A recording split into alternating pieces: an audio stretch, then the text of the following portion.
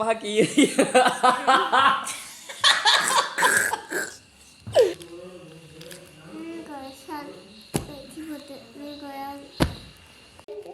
මම මේ ගෙදර වැඩ නම් කරේ නෑ ටීචර් මට ගෙදර කරන්න වෙලාවක් නෑ අපේ ගෙදර මේ තෙමෙනවනේ වැස්සට ඒකනේ ටීචර්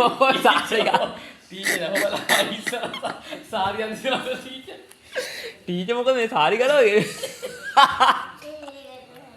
ටීචර් මාර ටීචර් කෙනෙක් මම තව දවසක් ඔයාට දානවා. ඒ දවස් එන්න ඕනේ හැබැයි ඈ. ඉස්කෝලේද නැත්නම් අමතර පන්තියට දෙන්න ඕන. ටීචර්ලා ගෙදර දෙන්න කියන්නේ යට අමතර දවසක්. නෑ අමතර පන්තියක් ඔයාට තනියෙන් දානවා. ඒක එන්නේ නෑ නෝ. හරි. දැන් අපි එහෙනම් අපේ ටීචර්ගෙන් ප්‍රශ්න ටිකක් අහමු අපි සාමාන්‍ය දැනුම වගේ. හරි. ටීචර් කියන්න මට දෙවරක් පහ කීයද? ඔව් ටීචර්. ටීචර් මට කියන්න සිංහල පාඩමේ ප්‍රශ්න අහනවා. ළමයි ප්‍රශ්න අහනවා ටීචර්ගෙන්. ටීචර් දෙවරක් පහ කීයද? ඔව් ටීචර් දෙවරක් පහ කීයද? 10යි.